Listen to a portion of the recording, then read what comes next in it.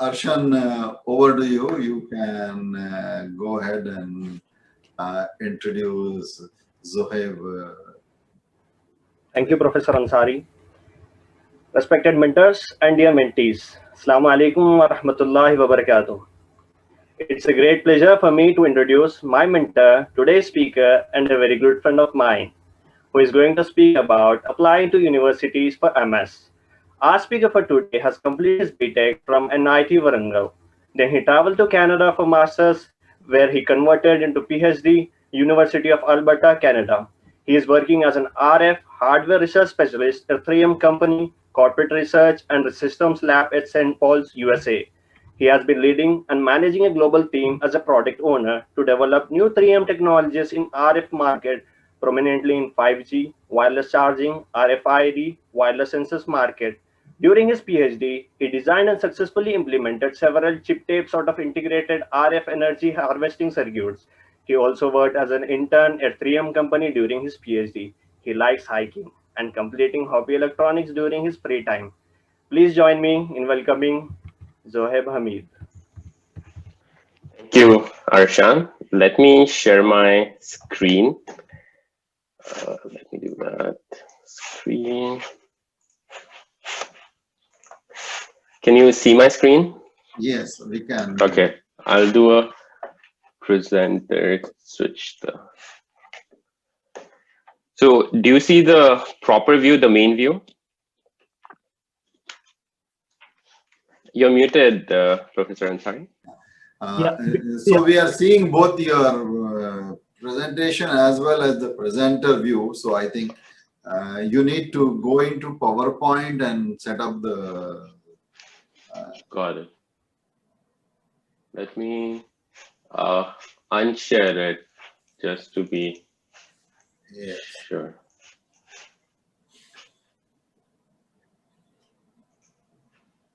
You're using PowerPoint, right? Zohaib?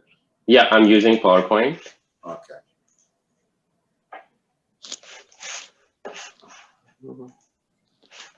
Let me see, how do I unshare it? Yeah, it won't. I just see it now.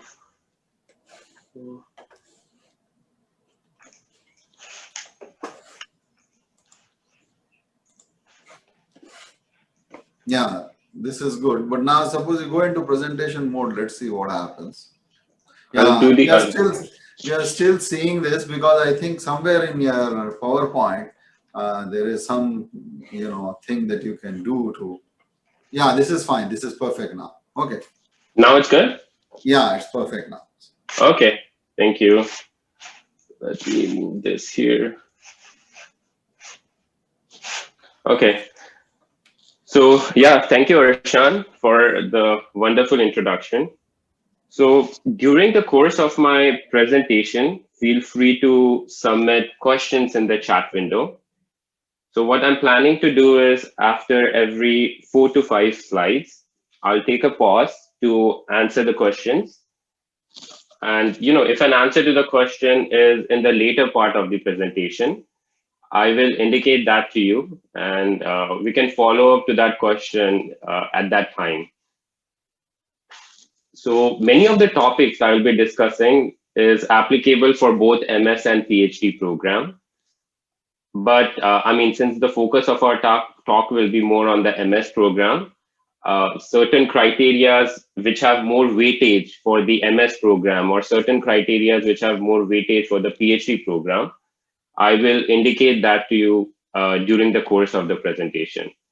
So that's the, so this is what I wanted to make clear before moving on to the presentation. So the first question, before talking about what's the application process of getting into grad school, how your application package should look like, what are the criteria, I think we should take a step back and try to understand and try to ask ourselves whether why am I applying to a graduate school? So I would recommend each of the mentees over here to ask yourself this question, like, should I apply to grad school? Some of the reason I believe which are good reasons to apply to a grad school. The first being, if you're passionate and you have interest in certain topic or a combination of topics. So for example, people who are in ECE, someone likes circuit design, or mentees who are in computer science, they are interested in machine learning, or you're interested in combination of topics. So in research and in MS, you will realize that the topics are very interdisciplinary. Like you will see a combination of topics. So for example, machine learning for medical applications or circuits for image processing. So if you have certain interest in certain topics or combination of topics, it's a good reason to apply. If you enjoy research or creative activities, if you seek a richer or satisfying life, and you want to enhance your career, so just doing bachelor's is not enough. You want to learn more, probably advance your career by getting higher education. That's one of a good motivation to apply. And ultimately earning more money. Who does not want to earn more money? So this is also a good reason to apply. The other thing which I want to talk about, and this is, I say some of them are very typical, and it does come to your mind. And some of the reasons not to are, first reason is, someone in your family really want you to complete and go for higher education to US or Canada, or you have seen some of your friends who have done this and you just want to follow their route. So going to grad school to please someone else is not the right thought, just not the only reason why you should apply to a grad school. The other thing I would say is you have no idea or no clue on what you want to study or what you want to do after advanced degree. So at least, I don't believe that you should have a complete plan laid out, but at least you should have some idea around why you want to do, what will you do after getting an advanced degree, and so on and so forth. So one thing I also want to mention is seeking higher salary and a good quality of life can be a great motivator to apply to a grad school. So all these are good reasoning. However, that should not be the only reason you want to apply to grad school. So only if you want to earn money, this will not be sustainable. You'll soon realize once you're in a graduate school, you have to be motivated. You have to enjoy research, and these are the other things which will help you earn money. But if you only want to earn money, then that's not the only good reason to go to a grad school and apply for all higher studies in US or Canada. So I just wanted to make these things clear before moving on to our actual presentation. So now, I'm assuming you have determined you want to apply to a graduate school in US, Canada. So preparation of the graduate application is very important. And that's the only thing we will see. Some of the professors or some of the universities do have interview process. If a professor wants you to have you in the research group, he might have a Skype interview with you. But the first thing he will see is your graduate application. So graduate application consists of multiple things. Some of the criteria which are important, and I'm going to talk about each of these things in my following slides. I will emphasize on academics, why academics are important, how it is important, and what should be preferable in terms of academics, your GRE, what score is expected. And I will also talk about research. So when I say get involved in research, I mean do internships, do projects. If you get conference paper, that's a big plus. Research is very important if you're applying for a PhD program. For MS program, it is important, but the weightage is not as much as for a PhD program. And then shortlisting universities and research group is both important for MS and PhD. So you want to understand what universities you want to go in. If you want to do a thesis-based master's, you need to know what research group is suitable for you. So these are some important steps. And the other thing is making contacts with prospective professor or research group. So this is also very important, I would say. And it has much higher weightage for PhD program, where you have to have some network and talk to a professor and do all of those things. For MS program, I would not say this is super important, but if a professor knows you, it is always going to help you in getting an admit quickly. So I will encourage everyone to follow this step as well. And the last thing I would say is the application package consists of multiple things: statement of purpose, resume, your academia, your CV, and all those things. So it is a tedious process. So I will say start early. I have an application package timeline in the end of the presentation, suggesting at what month you should be done with what things. We'll discuss that during that point. So let me go ahead and try to talk about each of those things. And in a couple of slides, I'll take a pause and we'll look at the chat window for relevant questions. So the first thing, academics. So what is a good GPA? So everyone will have this in mind, like I'm a 9-pointer, I'm an 8-pointer, I'm a 7-pointer. Is that good enough?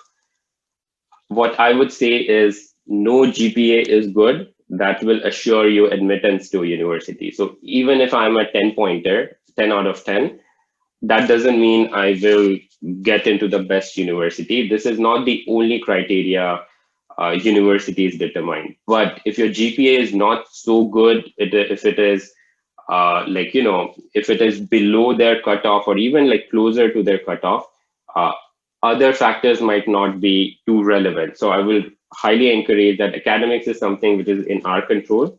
So try to get a good GPA.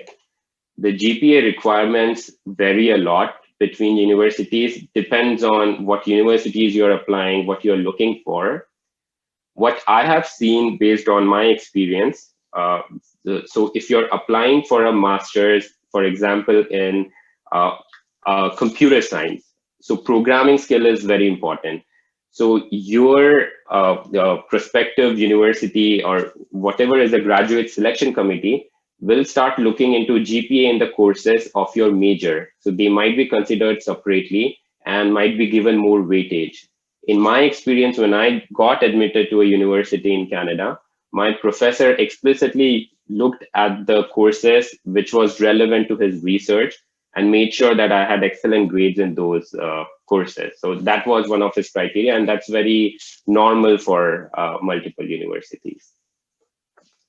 What I would still say, a very rough idea of minimum GPAs that will keep your application in pool. And this is like the bare minimum where you will still have a chance of getting an admit. Competitive programs in US, the GPA system is out of 4. So they say it's 3 out of 4. But my recommendation based on my experience, I would say at least above 7 out of 10. So again, I understand some of the universities. So for example, I studied in NIT where the marking system was much more stricter. And the average GPA is around 7.5, 7 to 7.5 or so. In BITS Pilani, for example, their average GPA is more around 6.5 or so. So this varies a lot from universities to universities. What I would suggest whenever you're applying, you should always mention that my rank was number 5 out of 200. My rank was, so at least they would get some kind of like comparison in terms of how you stand amongst these number of people rather than just giving a number to them. But I would still encourage everyone to focus on their academics so that your application package stands out. Next thing I want to talk about is GRE. So the first question that will come in the mind of everyone is, what is a good GRE score? When should I start applying? When should I start studying? And when should I give the test and all those things? So what I want to answer in this slide, and I'll answer other things that are related to GRE in my later slides as well. But the first question would be, what is a good GRE score? Again, like GPAs, no test score for GRE is so good that it will assure you admittance. So I know people who have got score above 330 out of 340 in GRE. still did not made it to many universities. And I know people who have got score of even 310, 315, and they made into some university. So again, this is something which is in our control. You should aim for as high as a score as you can. And the other thing would be you have to start preparing early for this. The minimum score requirements will vary greatly from universities to universities. What I would still say is if the score is less, then the other things will not matter. So for example, you have a good academic, you have a good research, you have good resume, but your GRE score is not so good. Like it is very close to the minimum score requirement. It will not matter. So if your score is less, then the other things will not matter. So again, I'll emphasize on science and engineering. Basically, when you're applying master in science, master in engineering, they tend to emphasize more on the math part. But from my experience in India, verbal is our bottleneck. So you will take a lot of time to study for the verbal, and so do that accordingly. And the last thing I would say about this GRE is do not take these tests just preparing for a couple of weeks or so, or if you're not well prepared, do not take these tests cold. So allow ample time to review and prepare this as one of a very important exam. And again, I'll show you the timeline, what I think when you should give the GRE, when you should start preparing in the later slides. Next thing I want to talk about is get involved in research. And as I mentioned in my earlier slides, research is an important criteria for PhD program. For masters, it might not be so important, but think about this. You have other students applying with you in masters. Most of these students, in order to stand out, they will do some kind of internship, and they might have internship from schools or known companies, and that will stand out in their application package. So I will encourage people, everyone, all the mentees to try doing an internship from branded schools like IIT or Triple IT or IISc or known company has more weightage in US or Canada. I know from my experiences amongst even non-Indian people, professors over here, most of the professor knows about these branded schools, and having their name on their resume and on your statement of purpose does play a big role. It's not the only criteria, I would say, but it does have an impact. So try to do an internship from branded school if possible. At the very minimum, I would suggest do a research project with a faculty in your college. So at least having some kind of research project with your faculty, try to publish a paper with them, but try to get involved in all of these things. Again, I'll say publishing articles in IEEE paper or journals is a big, big plus. It really helps in your application package, and it really helps to show that you're very much interested in research and you're a good master's candidate, or for PhD, this becomes even more critical. And what I would say is start early. So getting involved in research project, getting involved in internship, start doing it from your second year, third year, summers, and whenever possible, try to collaborate with professors, show them your interest. Most of the professors in India, I've seen, if they are they might be studying PhD themselves from an IIT or other institute, and they are interested in publishing papers. So that was my experience. So when I was in NIT Warangal, in my second year, third year, I knew some of my professors who were actually doing PhD in IITs, and they were teaching us as well. So we made a pact that I'm going to help you in terms of going through the literature and probably implementing some circuits or doing things like that. And we will publish papers together if possible. And I will be writing the paper. And my professors agreed on that. And I was able to publish a couple of papers during my tenure in NIT Warangal. And that really helped talking to my professor, which when I did my PhD, now, I mean, we are like friends, like we talk, and I was asking him about what made you select me. And he told me some of the criteria was showing interest in the research and papers. And I've seen him selecting other students to his research group. So these play a big role as well. Lastly, I would say doing research makes your statement of purpose strong.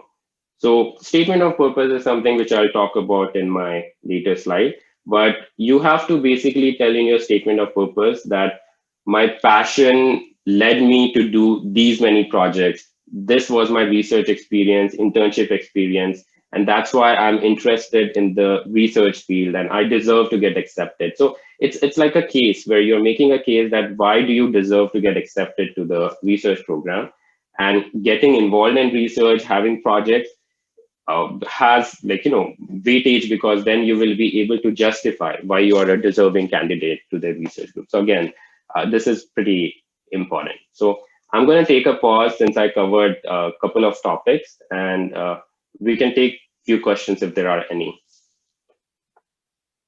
Professor Ansari, do you want to go to the chat window? I don't want to unshare the screen and start looking at the chat. Yeah, certainly, actually, there is nothing yet in the chat window, but let's wait a couple of minutes and see if somebody types in something.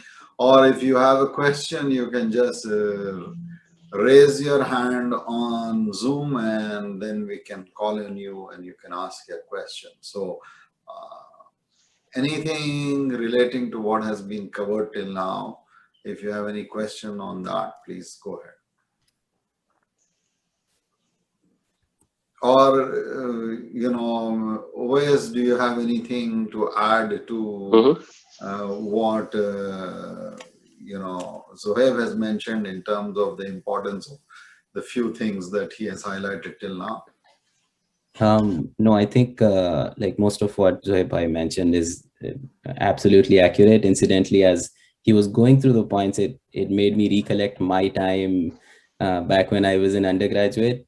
So incidentally, I did an internship at an IIT, then did some research work with a professor that ended up getting published in IEEE, and so it just connects quite a bit. So like students, I'd say that just absorb as much as you can from what Zohaib is mentioning here, and learn and try to take notes, and feel free to just ask any questions that you have.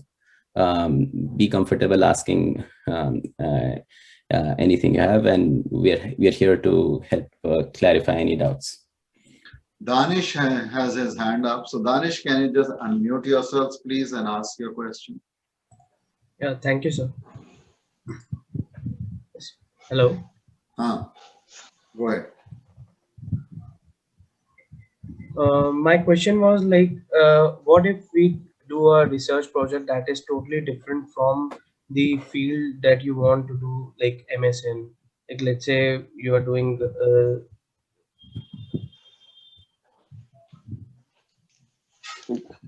Yep. So I can take that question, and OS, you can add to my thought. So this has happened with me. I mean, so my research during my second year, third year, I did my projects with a couple of professors, probably on digital electronics and some other field. And so what I would say is, professors, when they are looking at your application, they're not looking directly that, okay, this person has not done projects from my field, I'm not going to select it. What they are looking for is, do you have that mindset? Are you interested in, the thought process involved in a project is important, because you go through a problem, then you try to solve it. So I think what they are looking for is more around the thought process and how you are doing it and how you are solving the problem, rather than are you directly doing what they are doing. So even though if the research you are doing is very close to, if the project what you have done is very close to their research, that helps. But doing any other project on other field will also be helpful in your graduate application. OS, do you want to add anything to that? No, I think that answers the question. Yeah. Let me add a little bit, Zohaib, if you're fine. Yeah. So the first thing to sort of understand is that almost anything that you do which adds to your resume can potentially be useful if it is meaningful work. Because there are two reasons why this is useful. First is, of course, it helps in getting admitted into a good university. But the second reason also is that most people do an MS because they ultimately want to get into the industry and do a job.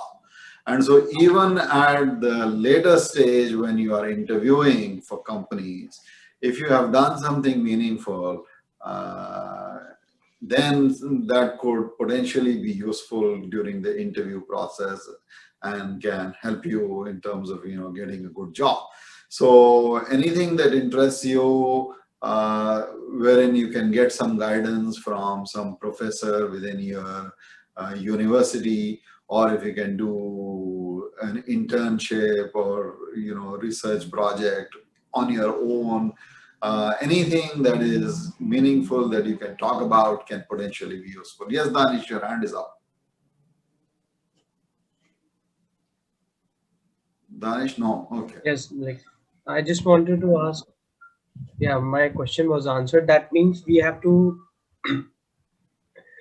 get involved in this research and all, just to get involved. They just want to see that, yeah, am I interested in this or not? That's what they are saying for. Well, I mean, in the sense, you are better off doing something that interests you if you can find somebody that can support you in that. I would anytime encourage you to work on something that interests you. Because many times the MS program, unless you're doing a PhD, in which case, again, the hope is that you will do a PhD in something that interests you. But otherwise, basically, people are looking for initiative. If you see a resume and there is some initiative, they see that this person tried to do a variety of things, then it certainly helps you. And so instead of just spending time with your friends, wasting it, it is always good to look for avenues for self-improvement and work on something meaningful. So I think from that perspective also, it is important to build a case, and you have to start early. So if you are in your third years, you have to be looking at these things right now in terms of what you can do to improve your profile. If I can briefly add, like the idea of a graduate program is that you're going to be focusing on depth. And what you want to understand is the bachelor's program, you're focusing on breadth. You develop an interest which either happens during the 4 years of undergraduate curriculum or a couple of years after that.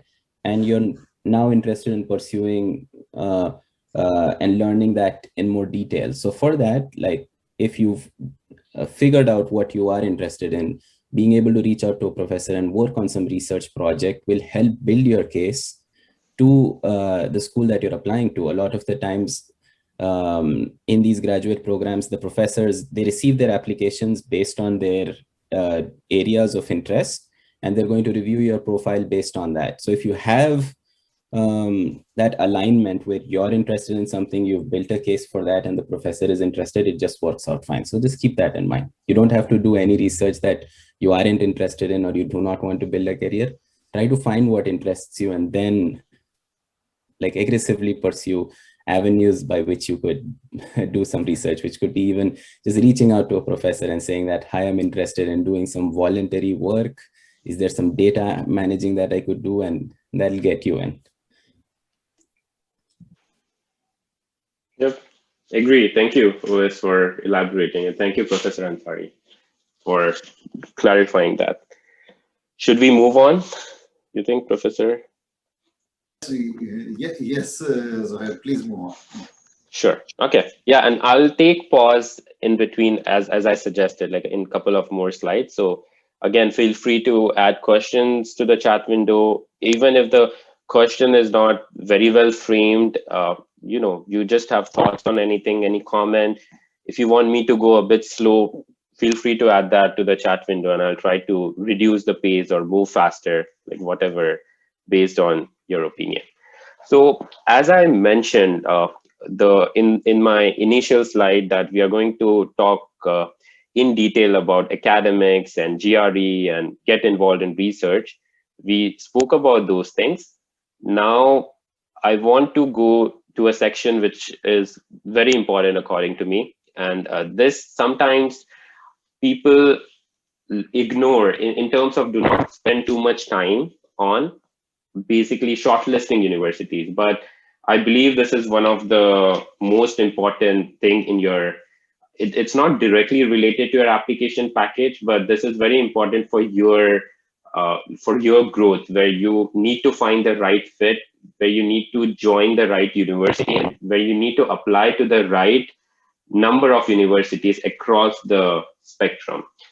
So going into this section, first of all, what I want to talk about is what's the process of how we select a right research group in a field of study. So next few slides, we'll discuss an example scenario. For example, I want to apply, so consider me as a student, I want to apply to a master's or a PhD program. What should be the thought process? How should I select the right research group for my field of study?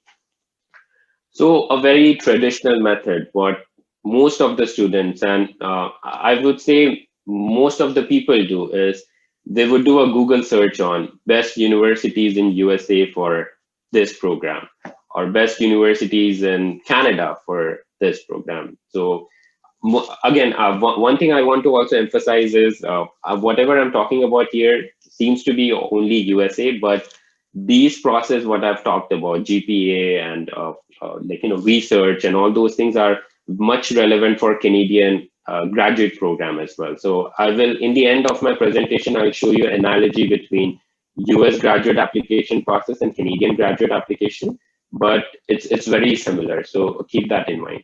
So going back to this presentation, if I want to select the right university or research group, I'll just do a Google search, best universities in USA for this program, or best universities in Canada for this program. And you'll get the top list, like all of these universities. And what you might do is, okay, I'm going to apply for in one of the top 10 universities.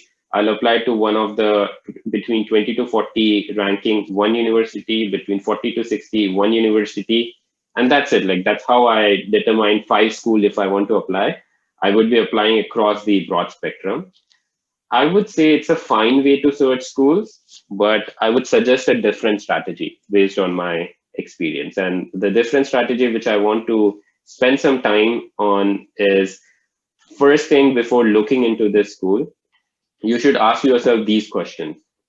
First question is, what topic or unusual combination of topics interests me the most? So topic can be circuit design, as I said, but what we have seen in research these days, things are very interdisciplinary. Like, you will do research on combination of topics, and you might be interested in combination of topics. As I said, machine learning for medical applications, or circuits for image processing. So it hits 2 different topics: image processing as well as analog circuit design, and machine learning as well as biomedical applications. So these are some topics which are of interest to me. So think about that. You also want to think about what are the career opportunities after graduation. So sometimes, if you don't think about this, you might get disappointed where you do your master's in very theoretical subjects, and you will have to do PhD after you do a master if you're doing it on a theoretical subject, because there's not much career opportunity in that field. So you need to keep that in mind, what career opportunities I'm looking for. If you're interested in academia, then it's good. Like, theoretical research, there's nothing wrong with that. If you are good with your master's in there, you can always apply for a PhD after that. But if you just want to do a master's, you will be looking for more career opportunities not related to heavy research and development. So you should look for topics which will have good career opportunities, and I'll explain to you how to look for those things. And then you should keep into mind salary expectations. So what salary am I expecting? So even in US, we have seen that salary, for example, in machine learning and data scientists these days are on a upward trend and are in heavy demand. And career for other, and I don't want to point out what career, but they are not at the same level as data scientists or artificial intelligence. So naturally, salary are higher for those occupation compared to the other fields, but they are still not too much away from each other. But you can look into these things, and if these things are of importance to you, you should spend some time looking into and answering these questions before going into the research group. So I'll give you my example. And again, even though I'm going to talk about ECE, it is in no way only ECE. So if someone is from computer science background, they can just be interested in, as I said, artificial intelligence or machine learning, and can do the same process. But my interest, and right now what I'm working on, is RF engineering. I'm an RF engineer, and I'm a hardware guy. And even though I do interdisciplinary, I mean, I do coding and all those things, but my expertise and my skill set is around RF engineering. So when I was in undergraduate, I had great interest in analog design and CMOS designing and circuit designing, and so at that point, my example, if you consider, I'm interested in RF engineering or RF hardware design in terms of EC. So the first thing I'll do is, there are a lot of things where you can look into. First thing is LinkedIn, and based on our SETI mentoring sessions, we have had lots of session on LinkedIn profile and how to make your resumes and all those things. So using LinkedIn for doing job search is done pretty much, is very common here in US, Canada, and I'm assuming even in India, people use LinkedIn a lot. So they have a very good job search, and very you will get the list of jobs available for any occupation. So what I could do is go to jobs, LinkedIn jobs, just type RF engineering, and you can just give the location. So I'm interested in RF engineer, and I want to be in United States. So I'll look for what are the jobs available in United States. So as you can see, there are companies like Qualcomm, Microsoft, and Amazon, Facebook, Apple. They are hiring RF engineer, and this is in high demand as well. And I just did this search a week ago. So you can clearly see what are the requirements for these kind of jobs. There is another website called as Glassdoor, where you could look for salaries. So RF engineer salaries in United States. So these are very rough estimate. I would not say this changes a lot based on location to location, where you're located in United States, what exactly is your experience, what is your position. But what I'm suggesting doing this, why am I suggesting, is because this will give you an indication of what are the ranges of salary you will look for, which companies you can work after you're doing your master, after you're done with your masters and all those things. So it's good to have a rough idea of all of these things before proceeding and making sure that this is the research you want to go ahead with. Now comes the important part in terms of how to find a good research group. This is both important for masters as well as for PhD, where if you want to do a thesis-based master, you want to find a professor under which you can do a thesis. Google Scholar is another great website where they have a list of authors and professors and all the papers and all those things over there. So what you could do in Google Scholar is you could basically do a search on what fields are you interested in. So I'm interested in radio frequency electronic, right? So RF is a commonly known term when you're doing a search. So with this keyword of RF, I will start looking for professors who are doing radio frequency kind of research. And you can filter this by number of citations.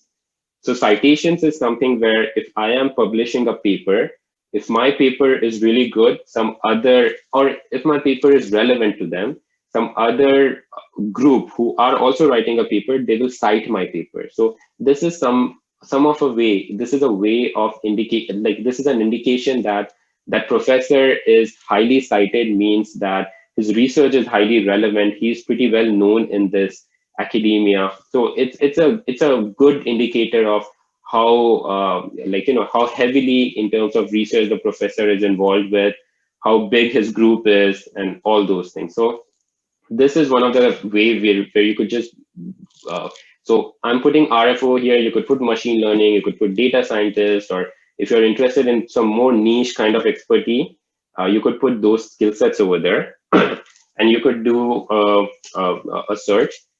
Out of no reason, I'm interested in this professor Ali Niknejad. He is one of a very known researcher in this RF electronics. So I'm going to talk about now, for example, I have a list of professor. Randomly, I'm like, okay, I like this professor. Let me dig a bit deeper into this professor.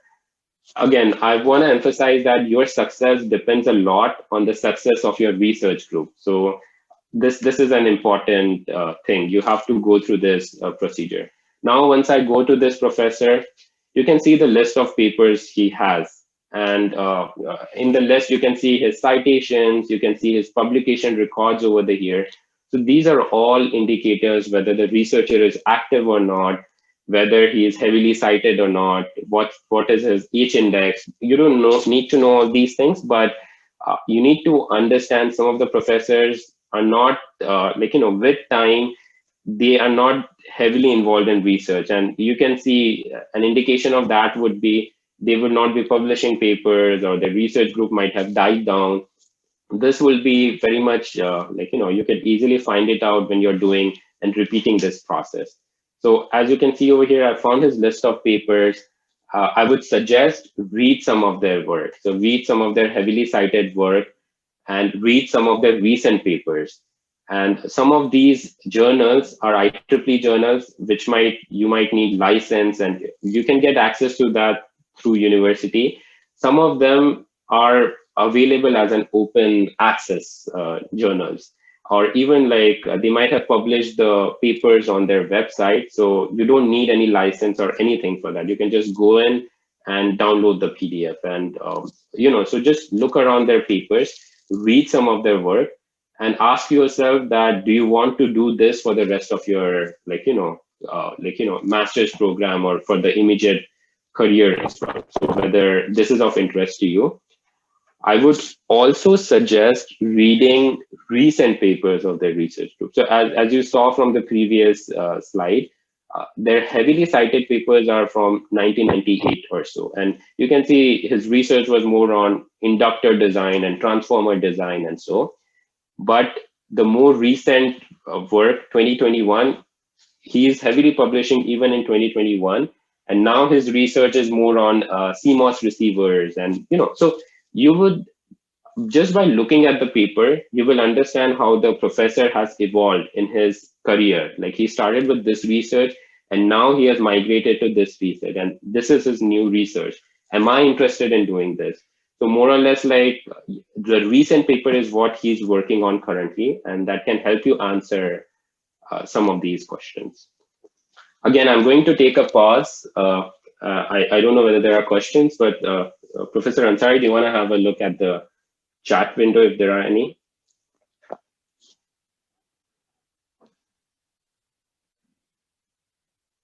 Or OS, do you, I'm not sure, Professor Ansari, whether he's online, but can you have a look?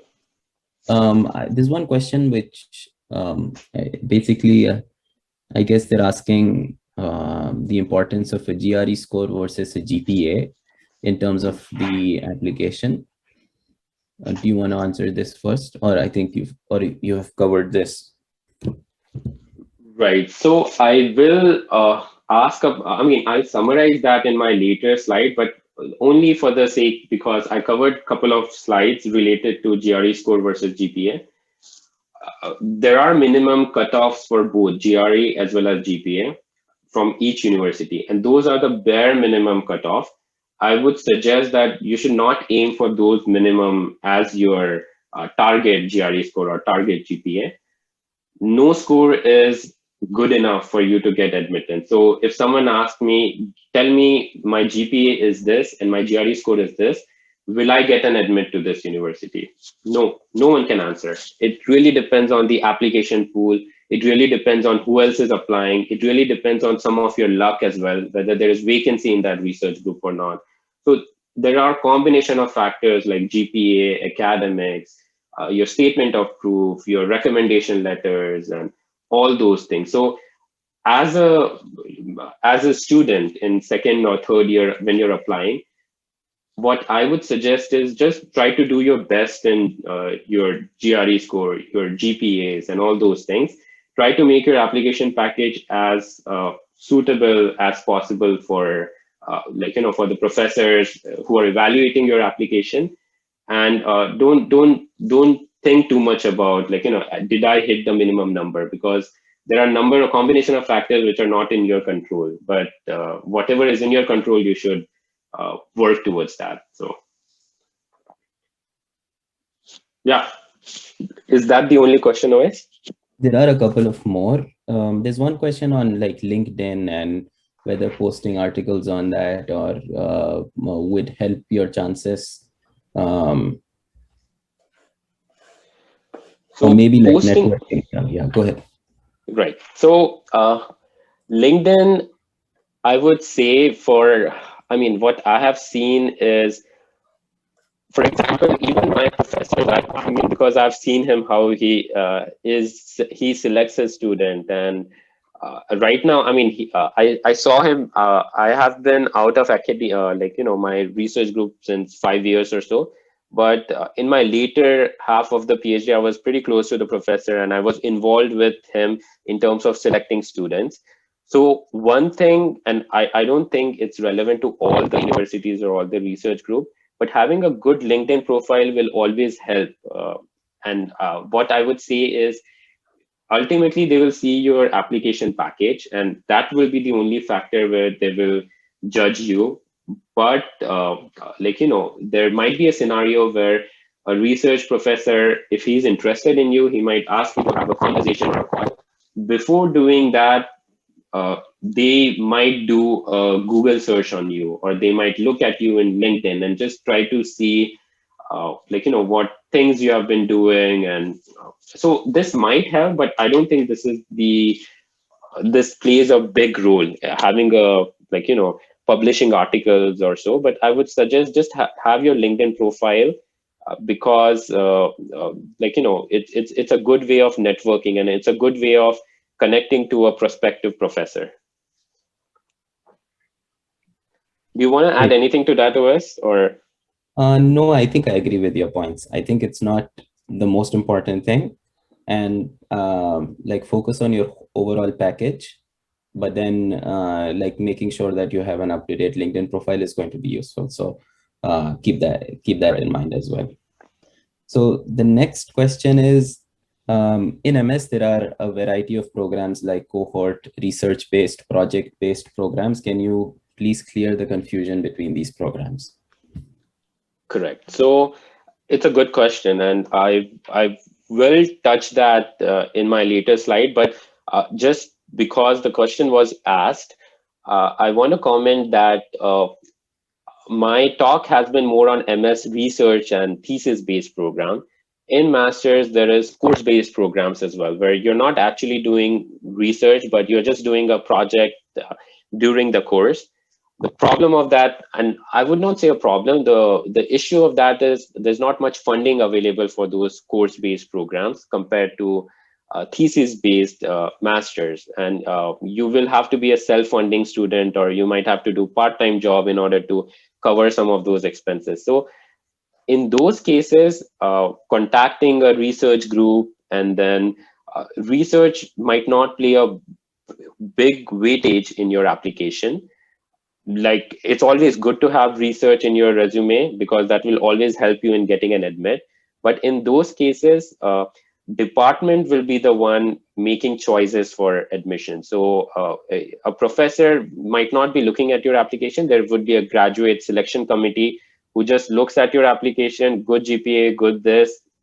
Overall, you're a good student with some projects and so, and they will give you an admit and you'll do a course-based program. So some of the things which I'm talking might not be too relevant for a course-based program, but then what I would say is contacting a professor, even if you're doing a course-based program and you want to just do a project with them, and if a professor agrees that you're a good student and you can do a project with them, professor has what I have seen, and I'm talking again from my experience. I actually got a reject from a university from which I did a PhD. So for example, I got a reject from the graduate selection committee. And then I contacted a professor and I'm like, I'm interested in working with you and stuff. And he read my application package. He was like, oh, you're a good fit. And then after a month, I got an admit from the same university. So they reversed the decision. So I would say professor has a very big role in this. So if a professor determines that you're a good student and he wants to work with you, they have a sway towards the application admission committee. As long as you have met the minimum criteria, it will always help your application. So even though for a course-based program, I will not say that research and all these processes I've shown might not be so relevant. It's always going to help. If you have it, then it will help in your application. So just to add a little bit, there are a couple of questions that came on YouTube, Zohaib. This is being live streamed on YouTube for people who have a link. So one of the questions is it necessary to do research even for MS? So I guess here the focus is on programs wherein there is no thesis requirement. These are basically commercial programs which give you an MS. So that's one question. The second question is about targeting USA versus Canada as computer science engineers. And I think you are going to address Canada later, so we will, shelve the question for the time being. But regarding the question about whether research is necessary even for an MS, if you and OS can answer that, that would be useful. Sure. So I indicated that, Professor Ansari, just now. Like for masters, what the question was indicating was a course-based program versus thesis-based program. So you have course-based program, you have thesis-based program. For course-based program, research might not be too important and too relevant because your department or a graduate selection committee determines whether you should get an admit instead of a professor or a research group really putting in emphasis on those things. So I would say research is not too important for a course-based program, but there are disadvantages of course-based program over a thesis where funding becomes an issue. You will have to be a self-funded student or do a part-time job to support part of your expense. So that's one of the disadvantages, I would say. But as long as you are able to fund yourself and you're interested in just course-based program, then there will not be much emphasis on research. But I would still say that, in order to distinguish your application from other applicants, people are doing projects these days during their third year, second year. So just to distinguish them yourself, I would say it's not going to harm your application. So it's always good to have that skill set in your resume that you have done these projects, these internships, but in the course of your master's program, you will not be involved in research at that point. You will be just doing your courses and probably just do a small project with, professor, something on that direction. So just to, OS, do you have anything to add to that?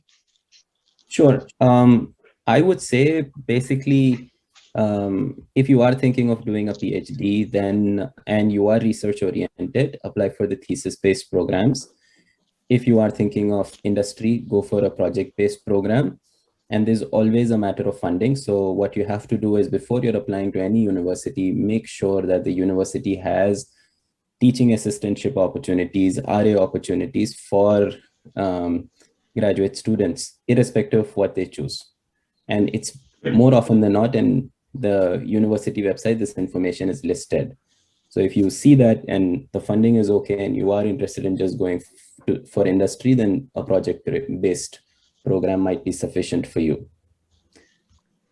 But if you are uncertain and if you want to do academia, you want to do a PhD, then go for a research base. So that would be so I think, knowing the audience, most people would obviously be interested in getting a job after doing an MS. So I think from the viewpoint of doing research before the MS, just to improve the chances of an MS, my advice to you would be to do research in an area that is going to be valuable to you even after the MS in terms of getting a job. Or yes, do research in an area wherein you can do an RA shape, if possible, once you are doing your MS. So again, data science opportunities are good ones. You know, if you can learn some good data science skills, maybe potentially it could help you in getting some RA shape or TA shape. And certainly if you want to have a CS role afterwards, I think certainly, you know, having some projects or experience in data science could potentially be useful. So for those who are in your third year or fourth year, I would advise you to sort of, you know, think of doing some, you know, either project or research based on some sort of a data science skill set. Two hands are up. Fifa has her hand up and Malik has her hand up. So Zohaib, do you want to take questions now or do you want to move ahead and then take questions? I think some of the questions are related to, again, funding and all those things, right? So I will explain teaching assistantship, research assistantship, what OS was indicating, like, you know, in my later slide. So I think we can move on and we can go back to the question after the next pause. So probably that might work well. Sure, I think makes sense given the, you know, that we are at 12. So we are 1 hour into the thing, so let's just do sure. Okay, let's do that. So continuing to where we left. So where we left was reading research paper, recent papers of the research group and all those things. Other thing what I would encourage again is once you're interested in any research group, you should look into the size of the research group. So go to the professors, go to their website, go into things like what is the current graduate student size, who are the students, whether the group is like how established are the past group members in academia or industry. So again, like a course-based master, you could do jobs in company or industry. That is even applicable for thesis-based masters or even a PhD. So I have a PhD, but I am working in a company, although I work in a corporate research lab. So I do research, but I still work in a company. So your options of career is pretty much wide open in at least in United States, where you can basically, you might have done master's, course-based master, thesis-based master, and you can still find a job both in industry, but for academia, you need a PhD. So what we're seeing over here is you should look into the previous graduate student. You should look into how established are the past group members in academia or industry. And then I would suggest just looking into the current graduate student, how diverse the group is. I think that is important as well, because if you're doing a research, you need to understand whether the group is diverse enough that you can collaborate. So what I've seen is some of the professors have their research groups who are very much geared toward just one community. And I would not encourage selecting such a professor. And the reason is because what I've seen from my experience, the more the diverse group is, you're able to collaborate in a better manner. And so that's my suggestion. And one of the example I did going through my analogy was I looked into the previous student from this professor, Ali Niknejad. I looked at some of his students, and one of his students was Amin Arbabian. And I was like, okay, just do a Google search on him. I'm going to find out what is he doing now. So he did his PhD 10 years ago. It's been a long time. I want to see whether he's working in an industry or academia, or is he doing something else. And just by looking at him, I found that, oh, he's now a professor and he has a pretty well established research group himself. So this shows that, like, whatever research is being done by this professor is so highly relevant, and the members who are graduating from his group are moving on and advancing in their career, going in academia, working in companies like Apple, Microsoft, like good multinational companies. So this will always be helpful, like in terms of selecting a research group. So one thing, again, this is not too relevant for course-based master, but just for the sake of completion of this search and people who are still interested in doing a thesis-based master or PhD, what I would suggest is in United States, there is most of the professors are funded by something called as National Science Foundation. And there is a website of National Science Foundation where you could just look for professors, what is their funding, what have been they working on, what are their recent funding. So this will give you a very, very good indication about how well funded the research group is, and when is their budget, when is their funding going to expire. So from my experience, labs that are usually well funded do not have to worry much about research assistantship. So research assistantship, I'm going to talk about in my later slide, is something when you're a thesis-based student, you can work in a lab as a research assistant and you're getting paid for that monthly. You're helping drive a project or something like that. So in this case, the professor is Ali Niknejad. So I just went to this website, typed his name, did a search, and just found that, oh, he very, very recently, he has been awarded this $450,000 on this project on something related to medical imaging using analog circuits. So this might be something of interest to me. And this can also help me in writing my statement of purpose, where I will gear my statement of purpose towards research related to medical imaging, or if I'm interested in this or not, or even showing your professor that, okay, I have gone through your papers and I know you're working on this, and I am also interested in this research. So that shows to a professor how passionate you are in terms of working under him or working in his research group. So these are some of the things I will recommend doing. It's not, again, too relevant for course-based master, but I would suggest doing this for thesis-based master, or if your ultimate objective is PhD as well.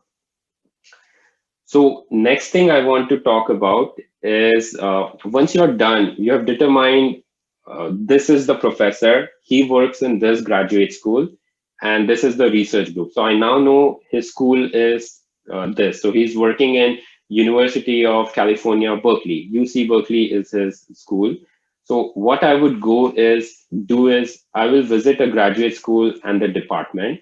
So basically do a Google search, go to their website of this university, go to their graduate school and department, and then I'll start looking for application prerequisite. So look for the application prerequisite. Also look for faculty, whether the faculty members are diverse or not. So why I'm suggesting this is, this professor is working on analog circuit design.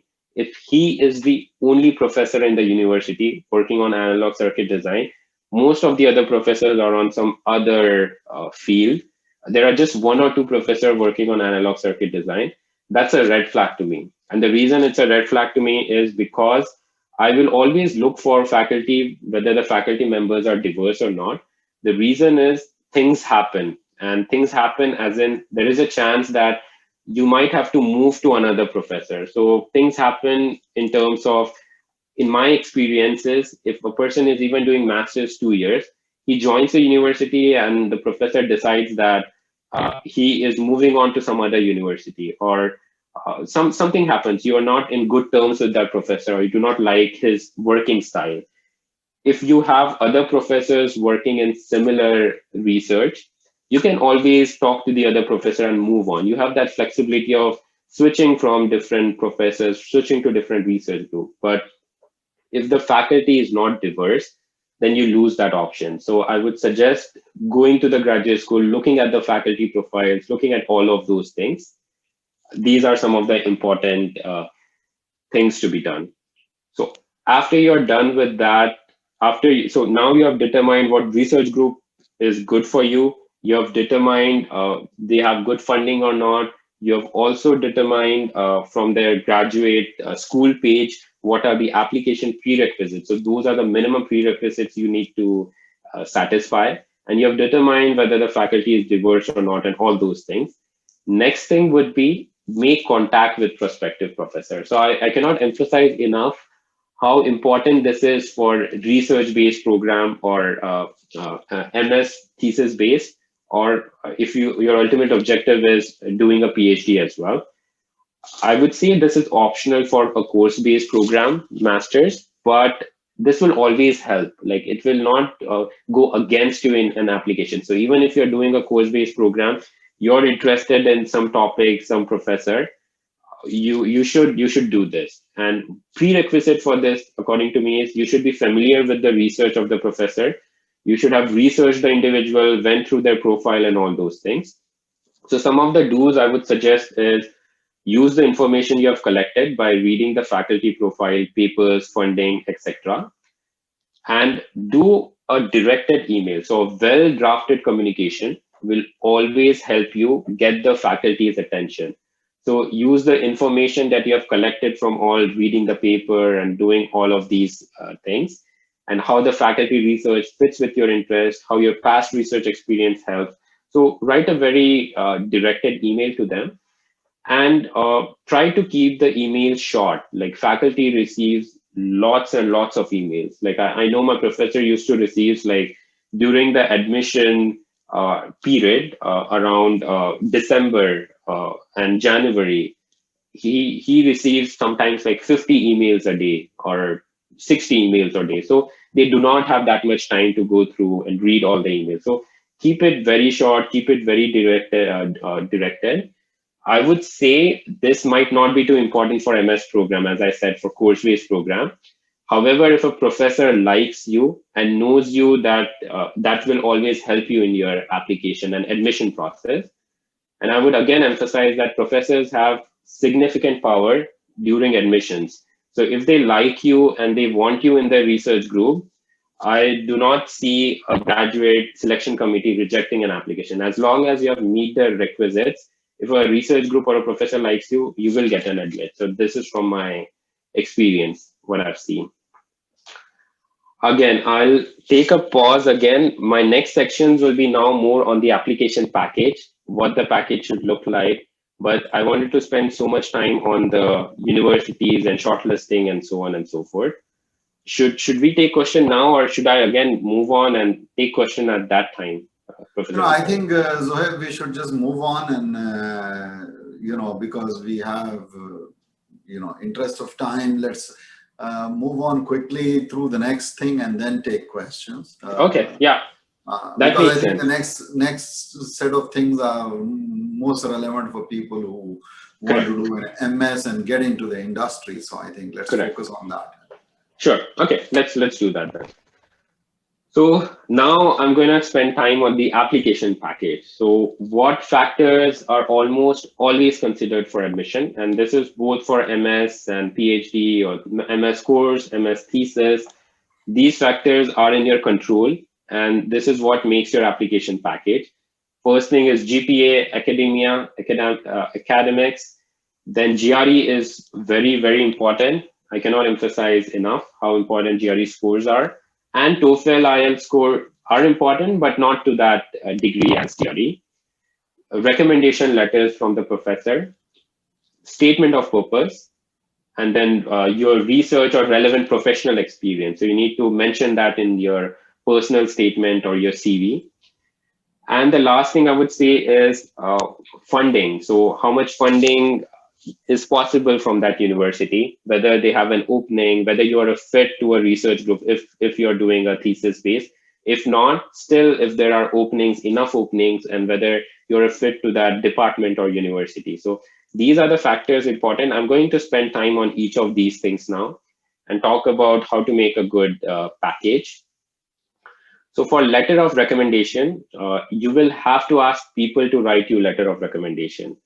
So again, from my experience in India, I have seen letter of recommendation in India is usually written by you, and the professor signs it if he agrees on the content. So over here, usually a professor just writes by himself, and you will not even see what he has written in the recommendation letter, but that's not the case in India.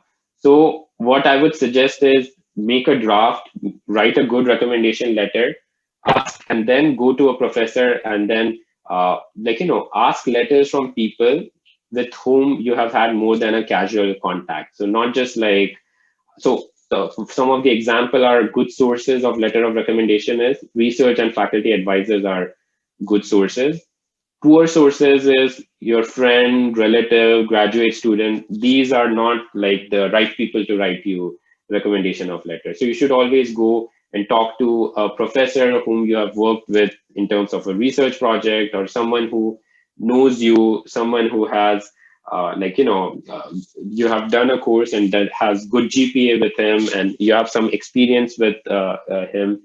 So yeah, so these are the sources in terms of, and I would always suggest, this is not like you write a recommendation of letter and just go and give it to them.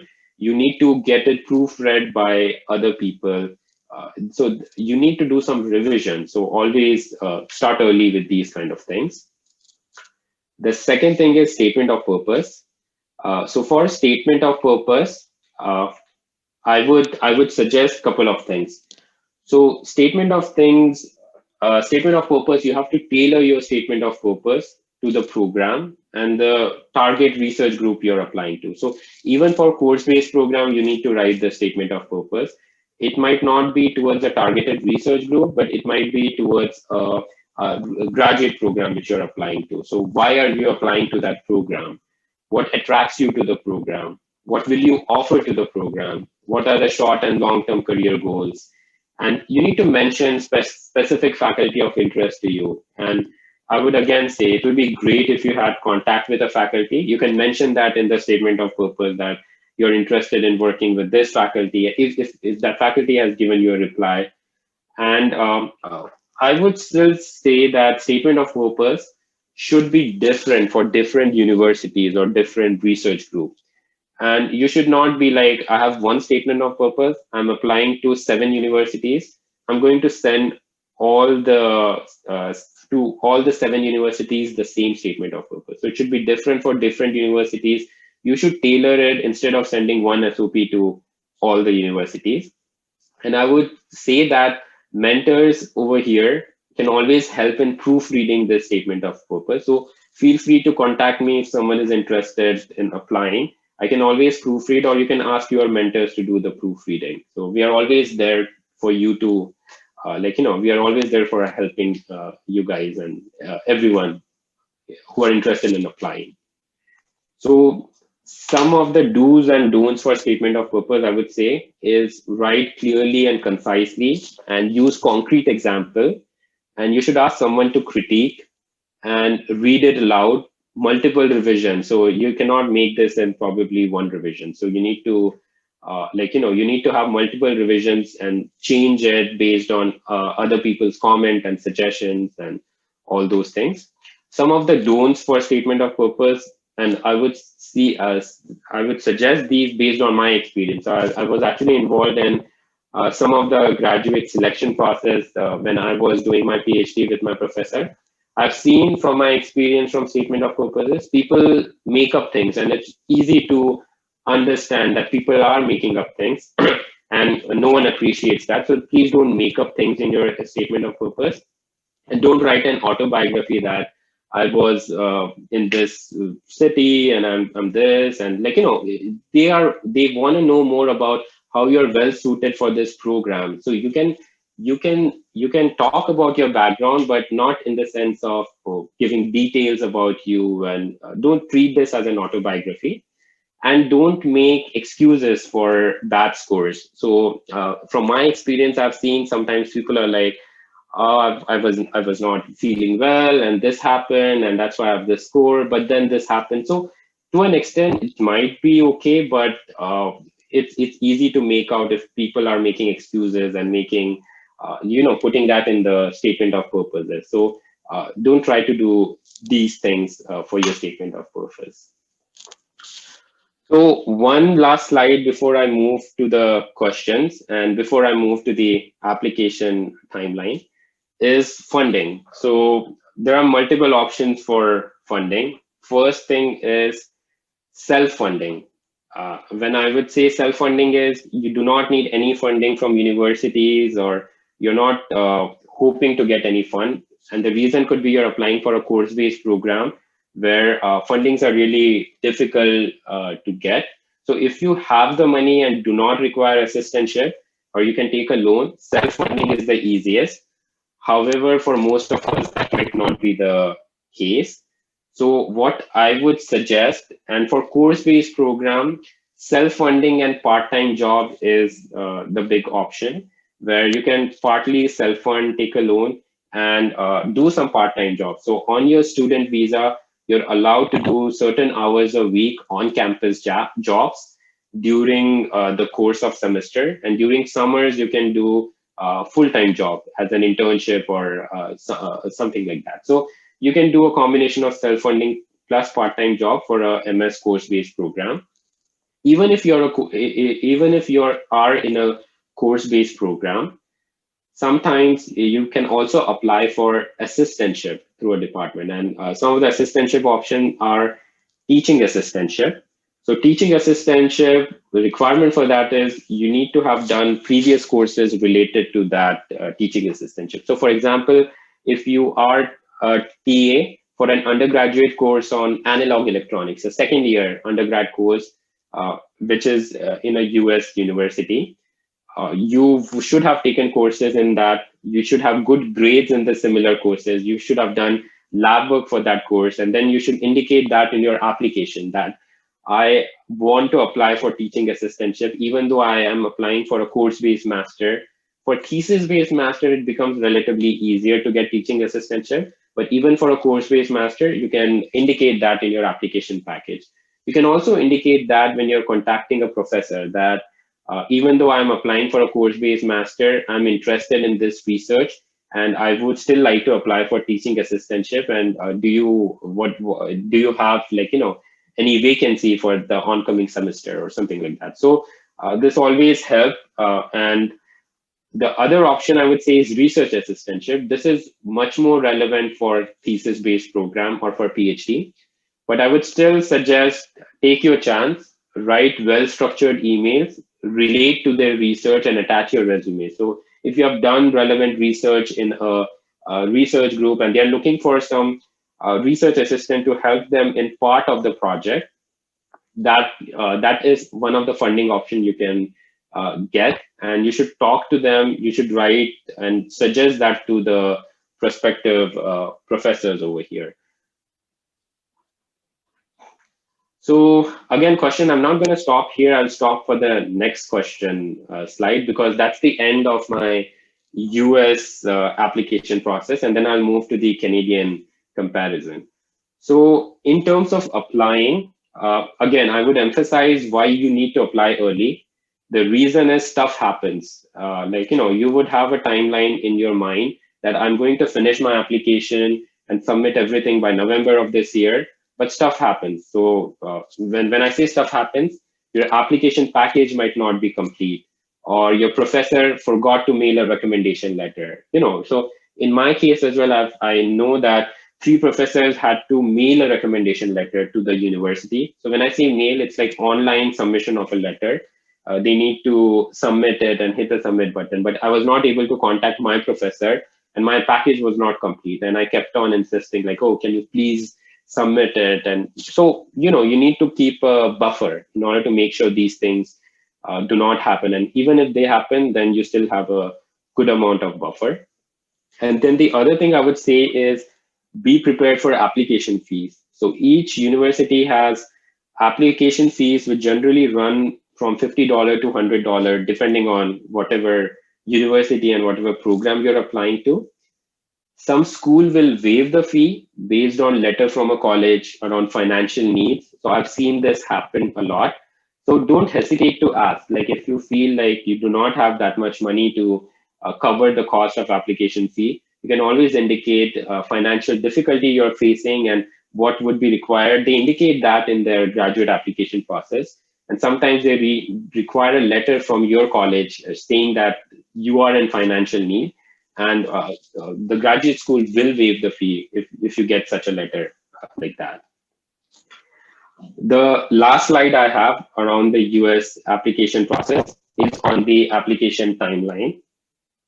So the thing I would suggest is this is a timeline pre-COVID. So what I mean, as you can see, I've taken this from one of the blog of a student who applied for this year's fall admission. So fall of 2021, which is getting admitted to September of 2021.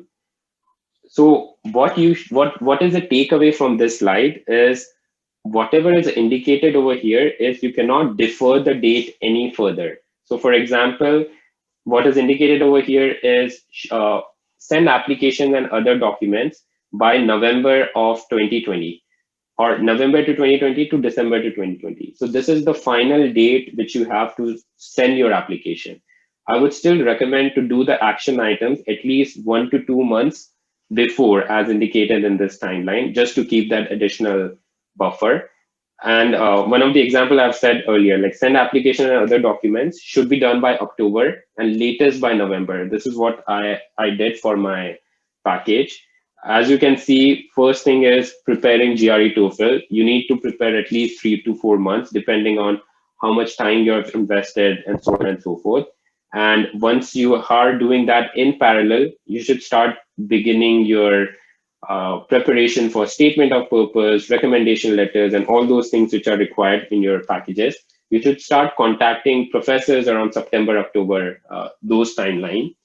And October, November is the time when you should take the test and send your documents around November, December, or so on and so forth. And the timeline to get an admit is around February to March or so on. And then if you're getting admitted to September, your pre-departure formalities is around May or so. Now I understand because of COVID, things have moved a bit, but for a third year student, for admission process, so if you're a third year student in ECE or CS, for admission process, when you apply around October or November, graduate school will consider only your third year first semester GPA. So all the grades until third year first semester will be considered in your application process, and in order for them to judge whether you should get an admit. So they will not be considering third year, second semester, and fourth year, first semester. Those will be after you get an admit, you still need to show them that you have completed your degree and all those things. So if the third year, first semester exam didn't happen because of the COVID and things like that, you may not have the transcripts by then for the third year, first semester. But you can always mail the graduate admission office, tell them about what's happening in India, and this is a special case. And they might still give you a conditional admission based on that. And they might have a different set of rule in that scenario. So what I would say is there's a lot of flexibility in US and Canada. Your emails will be replied. So don't hesitate to ask, tell them these are the things happening, but try to follow this timeline and try to do this at least 1 to 2 months before, as indicated over here. And I know everyone might have questions on this. So I will take a pause now to answer any questions.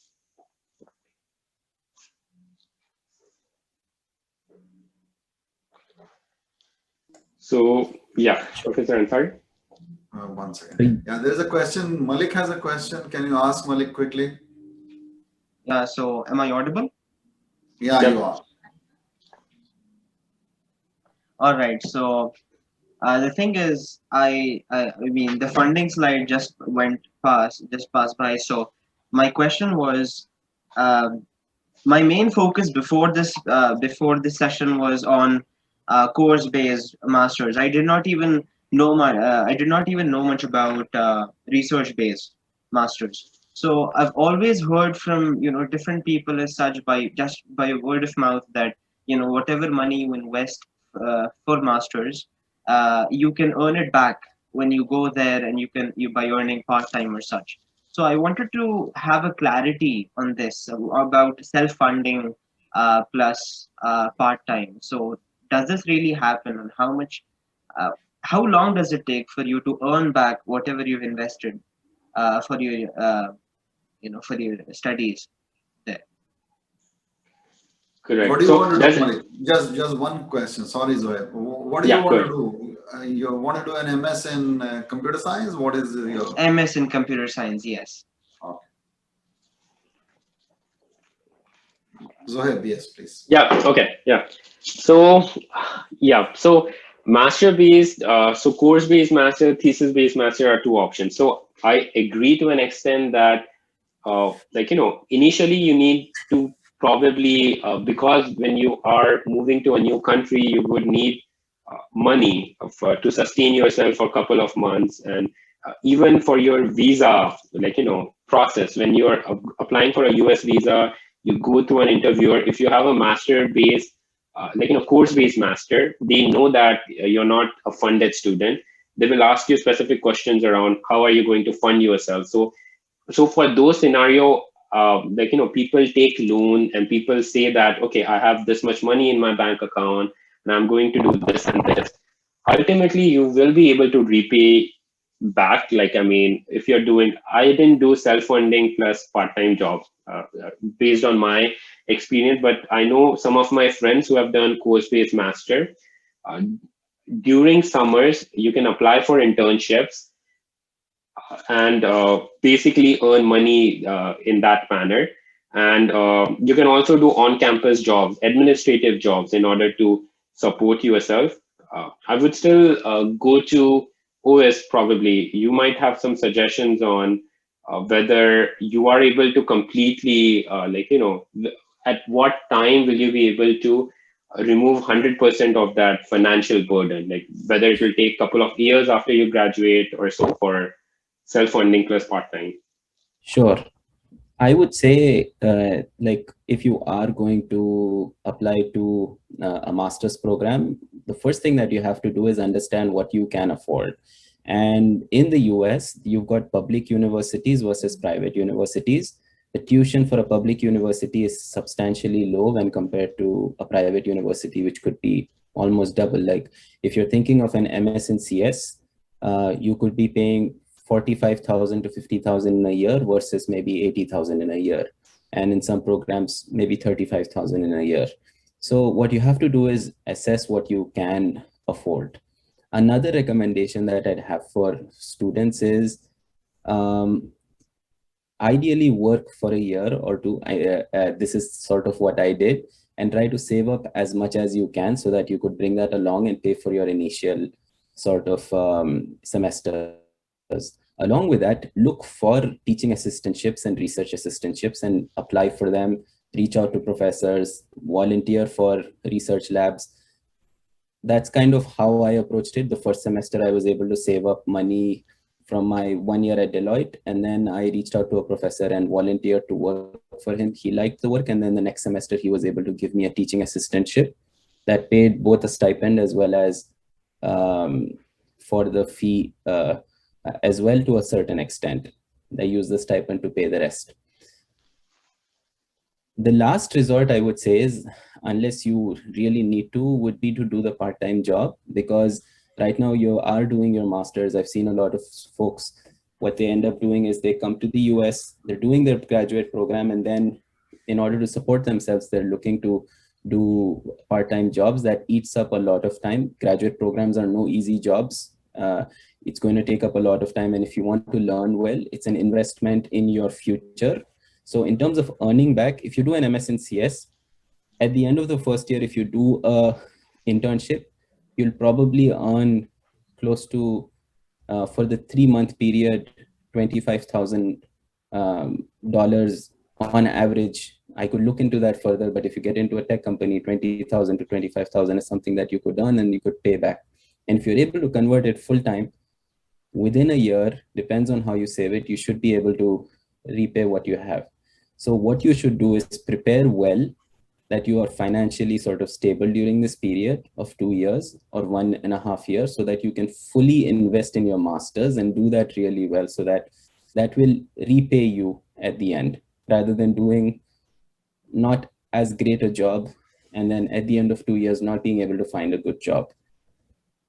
So I think one important thing here, I mean, I'll try to be quick, is this internship that Uwais is talking about at the end of the first year, this summer internship, which can be a very well-paying opportunity.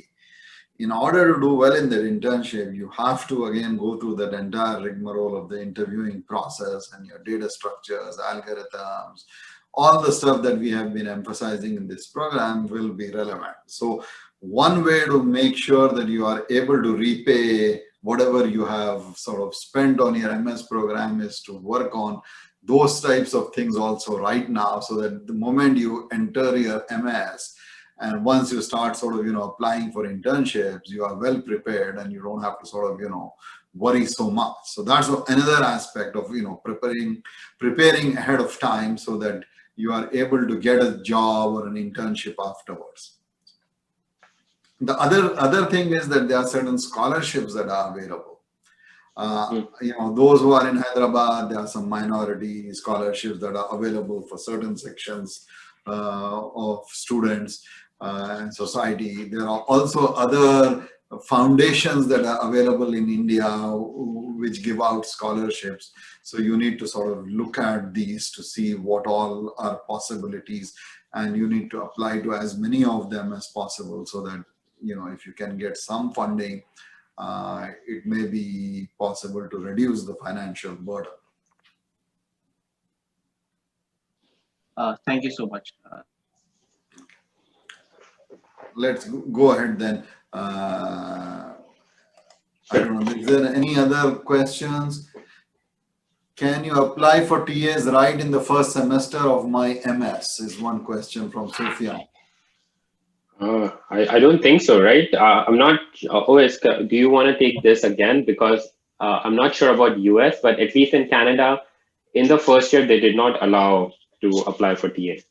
This also varies from university to university. So if you go to a university's page, they'll say that graduate students are allowed teaching assistantships. Some students who have demonstrated sort of the ability to do research and have already started communicating with professors, sometimes will have that opportunity in the first semester. But more often than not, you'll find that students, once they've come to the US, they've established themselves for a semester, reached out and developed interactions with their professors, can get it during their second semester. So it varies from university to university. I would say if you've gotten admit before you move to the US, feel free to reach out to a professor and see if there are opportunities. And you might have done an undergraduate course in India, which you do really well, and you could be a TA for that in your first semester, like introduction to programming or something around those lines. Mm-hmm. Okay, there's another question, which is more preferable, public or private university? So again, that's something that OS can answer maybe. I would say, like, for me, I ended up doing at a public university, which was University of California, San Diego. And your decision should be driven by both, like, your financial situation as well as who do you want to work with. If you are particularly interested in a professor who does really well and you get a great opportunity at a great private school, you should not leave that opportunity. An example would be if you end up getting into a Stanford or a Columbia or a Cornell, and you have a great professor that you want to work with, that will set you up for life. So that's kind of the decision. If otherwise you find that you are interested in working with, there are a lot of very good public schools as well that are doing really good research. Yeah. And you will find, if you're able to find the right match, go for that.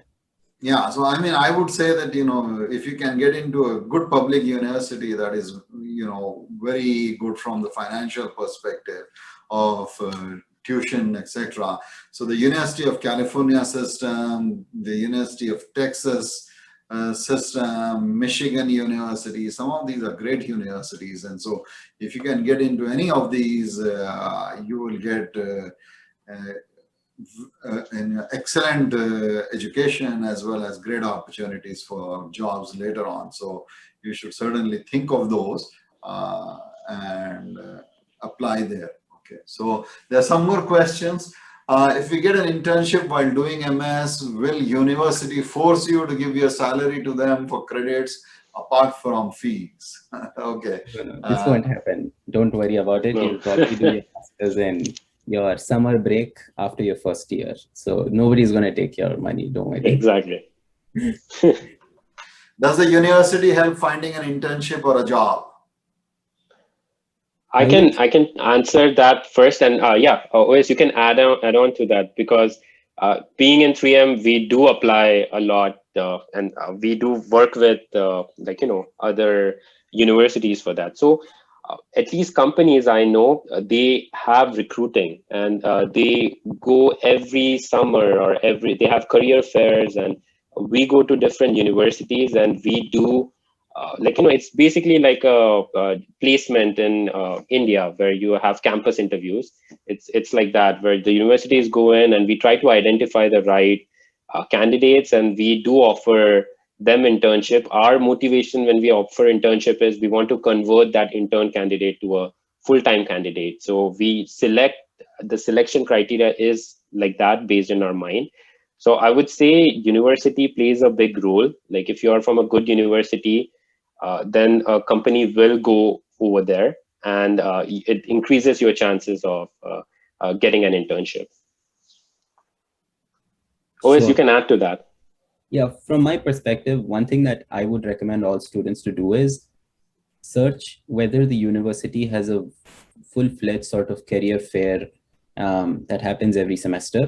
Like you will find some universities where 300 companies are visiting every semester. And what happens is when that career fair exists, you have a whole support system around that the university builds, which there's a career center where you could go and have your resume reviewed. You could get guidance on how to interview. You could get guidance on like group sessions, and companies visit, like Zohaib, I mentioned that they'll come and give a presentation and a talk at the university. So keep that in mind. I would say make an Excel sheet, put a list of all your universities and make criteria just to see if all of these are satisfying what you're looking for. And if you end up making something like that, just feel free to share it with the group. Might be beneficial. Mm-hmm. Agree. Okay, there's a question. Afifa has her hand up. So can you ask Afifa, unmute and ask quickly? Assalamu alaikum. Wa alaikum salam. Alaikum salam. Question, sir. I would like to know, I would like to take a suggestion from you. I'm an ECE student, and like we have many fields to do masters in communication as well, and other Verilog, VHDL, anywhere we can get many courses. So I would like to know that which course would be more preferable, like the one that will interest me more, or the one that is more in demand. So yeah, it's a good question. I would say it's a balance between, everyone is different. I would say for me, at least, it was a balance between both. Like you might be interested in a course where career-wise, it might be a stagnant field. So for example, analog electronics is not really advancing at the pace as RF electronics and RF and chip designing. So, you need to keep both in mind. So as I indicated in my earlier slides, where, if you're interested in Verilog designing or VHDL, you should start looking into companies who are looking for that skill set, and what are the expected salaries, whether you can get internships with that skill set. Keep that in mind, as well as you should also look into a couple of years from now how the fields are evolving. like, whether you will have good jobs related to that skill set in the future or not. So again, there's no simple answer to that question. I would say it's a balance between both. Did I answer your question, Afifa?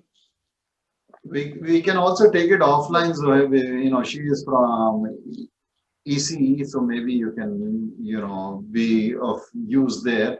Also, I think Dr. Allabash Naikodi, I think his daughters also did an MS from the US, so maybe he can also, I know he's also from ECE, so he could also potentially be useful there.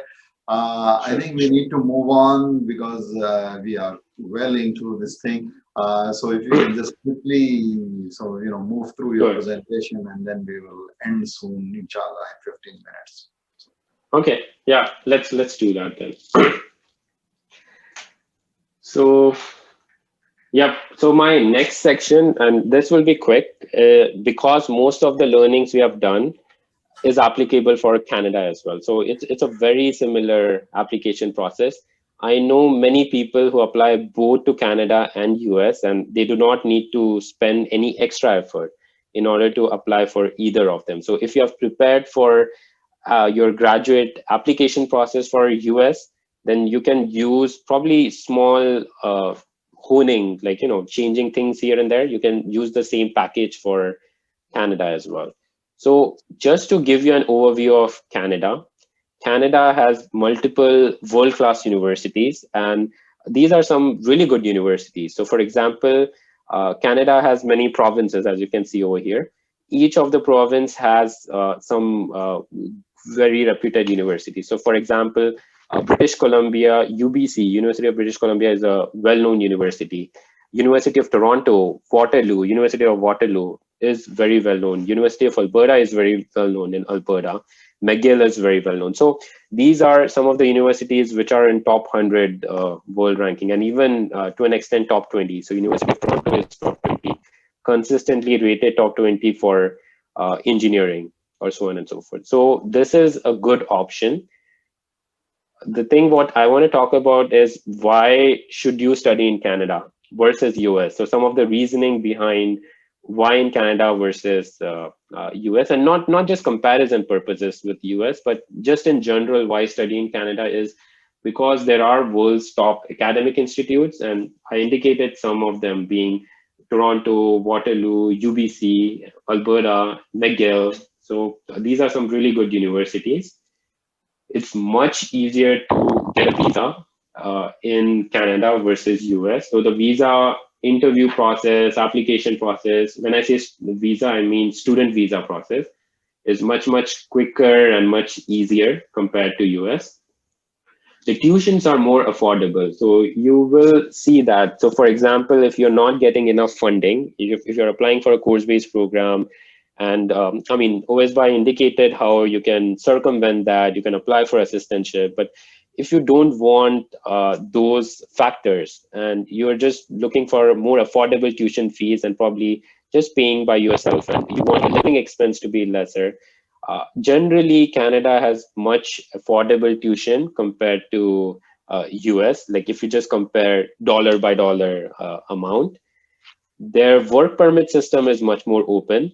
And here the immigration process in US is, I mean, I'm pretty sure everyone has gone through it. We have gone through multiple change in visa statuses, applying for this, and then lottery system. And so it's a big hassle. If you want to apply for permanent residency, I mean, it's worth the hassle in US, but still, if you do not want that stress in terms of immigration, Canada is much better in terms of work permit policy and immigration opportunities.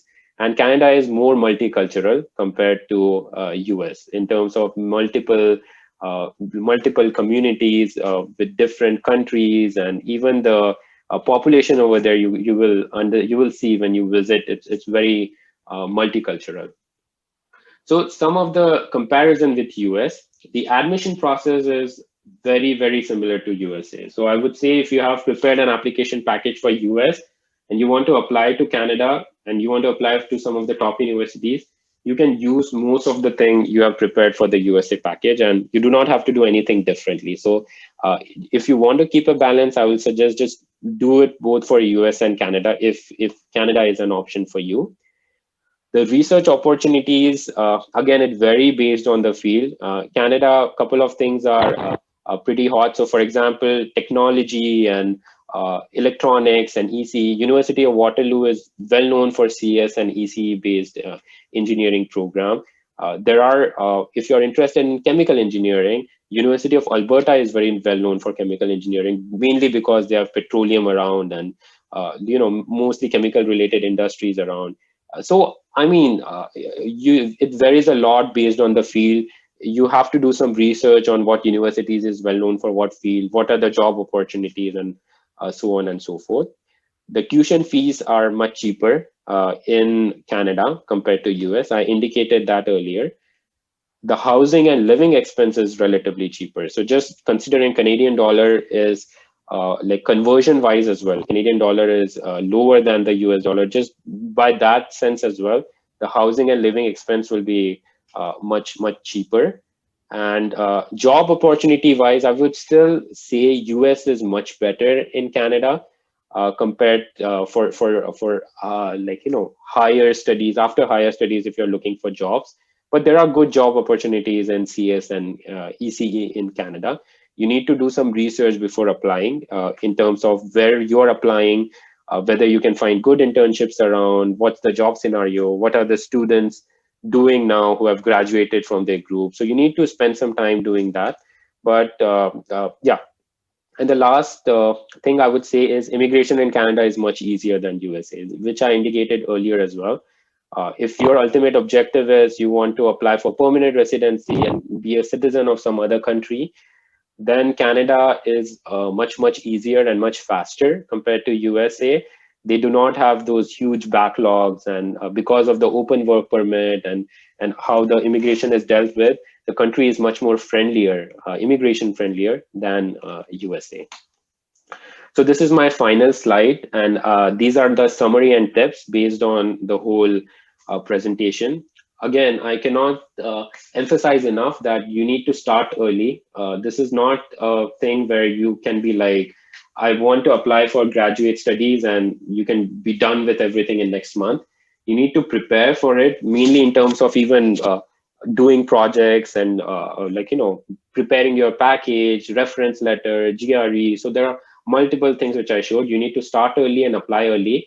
Try to follow the application timeline, which I showed in one of the slides, and try to do it at least a couple of months before the application timeline, what was suggested in that slide. GRE score is very important, and I indicated that earlier. The other important thing is do not apply to only top schools. So you might be looking into schools and you might be interested in good schools which are well known. So I would suggest apply to high, mid, and relatively low ranked universities just to keep a balance, so that even if you have a good GPA, even if you have good reference letter, there is a chance that you might be rejected by the top school. So you need to keep your options open. So apply to all different kind of universities. I have also seen sometimes even applying to a mid-level university with a good GRE and GPA score, your chances of funding is much higher than applying to a top-level university. So yeah, that basically is important. The other thing is contact your professors before applying. This is more relevant for research and master's thesis-based program and for PhD, but I think this is important even for a course-based program. So if possible, contact professors which you're interested in. Keep your communication brief, concise, and quantitative instead of just going in lengths around other things. And last thing is your career prospects does not just depends on admission to university. So for example, if you get into good universities like UC Berkeley or something on that sense, that doesn't mean that your career is set and you don't have to worry. Performance and collaborative research, etc., how you do in the courses plays a major role. So your life and your internship and your job in USA will depend a lot about how you perform in those universities. So these things are very important. So that's it. Yeah. So we will try to wind up quickly. There is a question which I am not sure whether we can answer, but let's try. Is what is your opinion about MS in UK instead of going to the USA or Canada? So, does anybody want to take that question?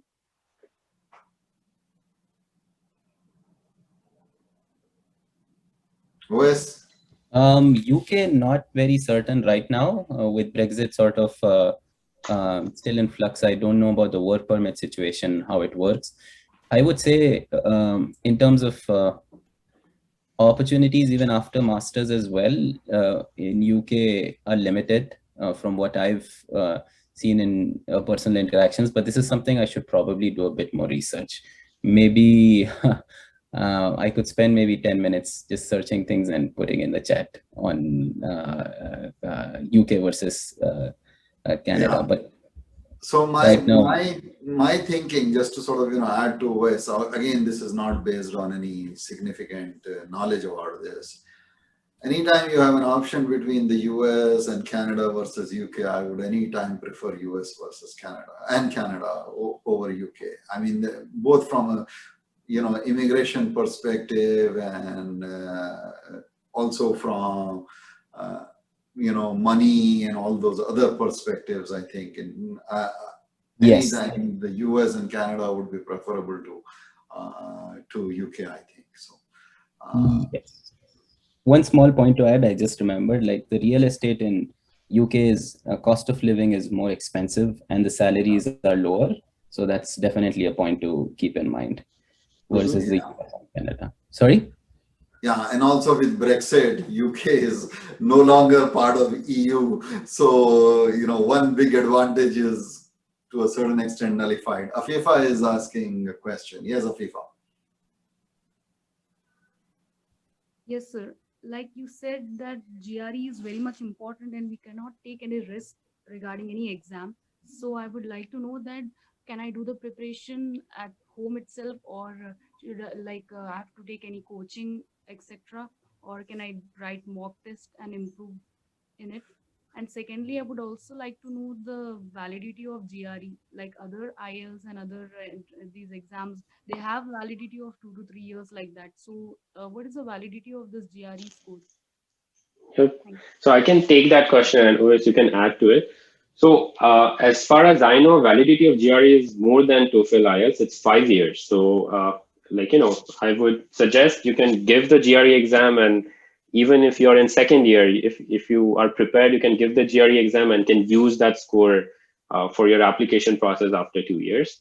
Regarding preparation of GRE, I know most of the people, and even students have scored like 334, 336 out of 340. I would say majority of them were home prepared. Everyone has done preparation in their home, giving mock tests, going through so the biggest bottleneck in GRE, at least for Indian students I've seen, and including me, when I was in India, was verbal. So our quantitative math is much better. So I spent like 70% or even 80% of my time on verbal, preparing the word list, giving mock tests. A lot of mock tests is essential, I would say, like practicing and practice is very important. But unless you think you're lagging in something and you need coaching for that, I would suggest preparing in your home by yourself. I would agree Anything? with what Zohaib mentioned. Like most often than not, the centers that you attend for GRE, what they'll do is they'll familiarize you with the pattern. What they're going to say is that this is the test, these are the set of questions, and like what you have to do is be able to prepare by yourself. I think there's a lot of hard work that you'll have to put in for this, especially like Zohaib mentioned, the quants is going to be fairly easy. You'll see that it'll be like 10th grade math, but still work hard, make sure that you don't do any mistakes, try to score like as close to 170 as possible. verbal, you have to put in a lot of work and be very patient, like develop us, like being able to read for these long comprehensions, and being able to decipher and build your vocabulary. So I would recommend not going through a consultation firm, doing it by yourself, preparing and working really hard. There are tons of resources that are available online, and just make sure you measure yourself every week to practice tests and see what your score is. Yeah, I'd like to add that, it is always easier when you're preparing for GRE to, do it in a group, like 2 or 3, or at least one other good friend of yours who has the same interest. That way, when you're preparing for the verbal, vocabulary, and those types of things, it is easier to sort of, help each other out. Also, if 2 people have a common goal, one person can motivate the other, and so I would advise you to sort of, take that route. And also, again, I'm a firm believer in doing things on your own, and so you can certainly prepare at home and do very well. So there is a question. I guess it is Malik, but I don't know. Is it Malik or Mike? Yeah. Okay. So, right. So I just got 2 small questions. The first one being, I don't think GRE is considered that much in Canada, or is it? I think I've rarely heard about that. Is it true? Yep, I agree. So most of the universities do not require GRE in Canada. I know some of them might. University of Toronto might. It helps your package. It's good to have a GRE score, but it's not required for your admission process in Canada. All right. And the second one that I had to ask was, you said about contacting a professor might help even in a course-based masters. So how do you suppose it helps? Like, what will be our approach? How should we approach him? Can you possibly give us an example for draft or something like that? Yeah. So yeah, go ahead. No, I'm just worried about time. So this is something that will take. We'll answer your question, Malik, offline if you don't mind. There's another one which is Sufyan, and this would probably be the last one, and then we have to wind up. So the universities mentioned in the slide demand high GPAs and strong profiles usually.